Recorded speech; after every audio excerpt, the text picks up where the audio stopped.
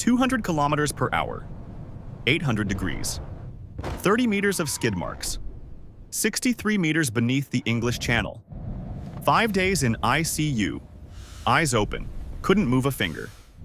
This is not a list of footballers who died. This is a forensic autopsy. From the exact mechanism that killed them, to the moment they knew they were dying, to the legal consequences no video dares to tell. 8 medical staff prosecuted, 1 pilot sentenced to prison, and 1 goal that killed the man who scored it. Case 1.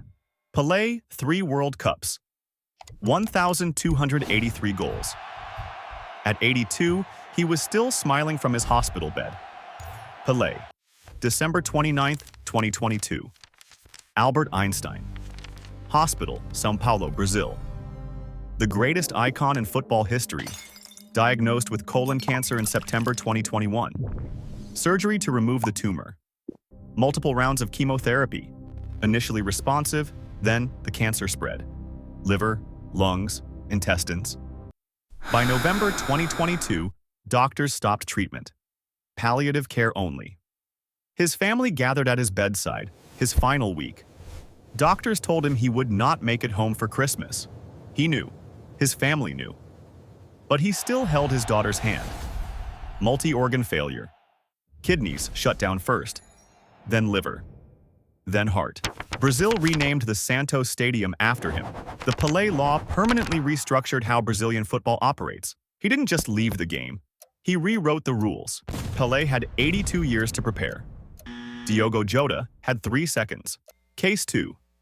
Jota last drive before preseason. Nothing special. Diogo Jota, July 3, 2025. A1 highway, Portugal. Liverpool forward, career at its peak. Lamborghini Huracan on the highway with his younger brother. Overtaking. Tire blowout. Loss of control. The car rolled multiple times. Caught fire. Both brothers killed. 30 meters of skid marks. At 200 kilometers per hour, that's roughly 2 seconds. 2 seconds of knowing exactly what was happening. 200 kilometers per hour, 3 rolls, 800 degrees Celsius, burned beyond recognition. Liverpool retired the number 20 shirt. The investigation confirmed speed exceeded the limit. The tires couldn't handle it. Jota died because his car rolled.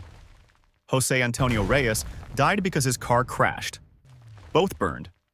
Completely different mechanisms. Case 3. Reyes driving home from training. Same road he took every day. José Antonio Reyes. June 1st, 2019. SE30 Highway, Seville, Spain. Former Arsenal and Real Madrid winger. Mercedes Brabus S550 on the highway. His cousin in the passenger seat. Rear left tire blowout at 237 kilometers per hour. The car crossed the median. Head-on collision with a concrete barrier. The fuel tank ruptured on impact. Both engulfed in flames. His cousin survived. Third-degree burns across 60% of his body. He was conscious when the fire started. 237 kilometers per hour. Frontal deceleration to 0 in 0.2 seconds. Fuel tank rupture. 900 degrees Celsius. Jota's car rolled. Reyes's car stopped dead. Same fire, different physics. Spain launched a national road safety campaign using his name. The SE30 speed limit was reduced. His cousin spent 4 months in a burn unit. 2 car crashes. Now 1 plane crash. 63 meters beneath the English Channel. Case 4. Sala. He had just signed with Cardiff City. His dream transfer. He texted his friends. "I'm so happy." Emiliano Sala. January 21st, 2019. English Channel airspace. Piper PA-46 Malibu. Argentine striker flying from Nantes to Cardiff. A single-engine propeller plane over the English Channel at night. The pilot, David Ibbotson, was not rated for night flying.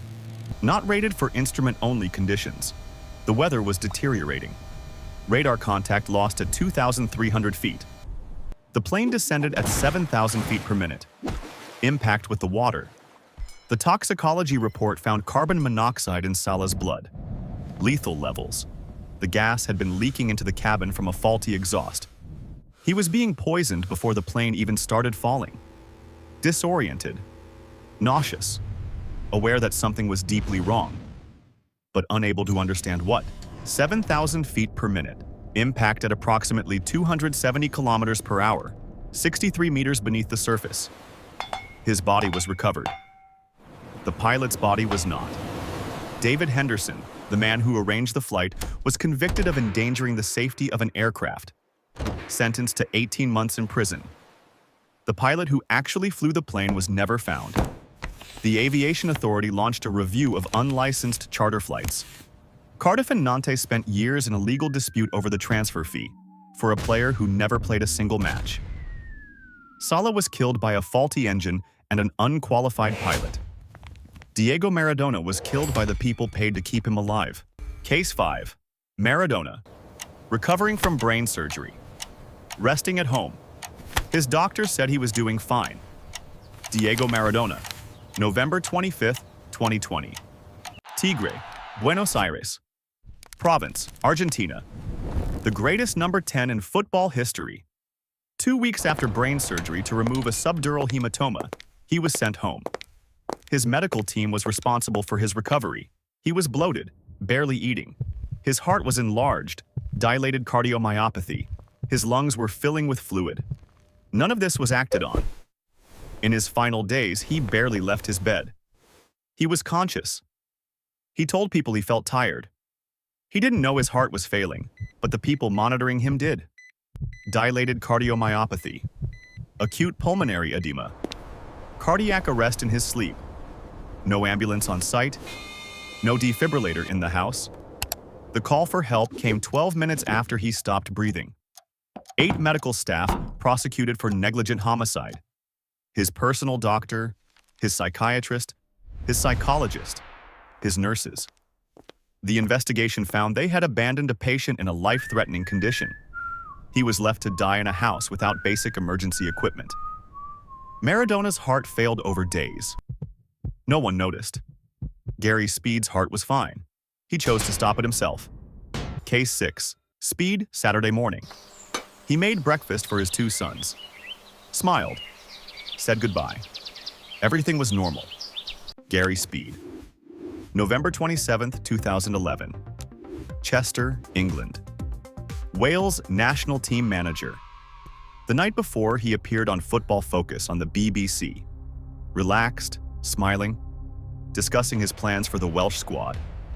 The next morning, his wife found him hanged in the garage. No note, no warning, no history of depression on record. His teammates said he was the last person they'd expect. His wife had spoken to him that morning. Nothing was wrong. The coroner's verdict: suicide. No other findings, no substances, no pre-existing conditions. The forensic report had nothing to explain. There was no prosecution, no safety campaign, no policy change, just silence. Football moved on. His sons grew up without him. No one saw Gary Speed's death coming. Everyone saw what happened to al-Obeid. 30,000 people watched. Case 7. Al-Obeid. Routine league match. Nothing at stake. Just another Tuesday night. al-Obeid. January 8th, 2023.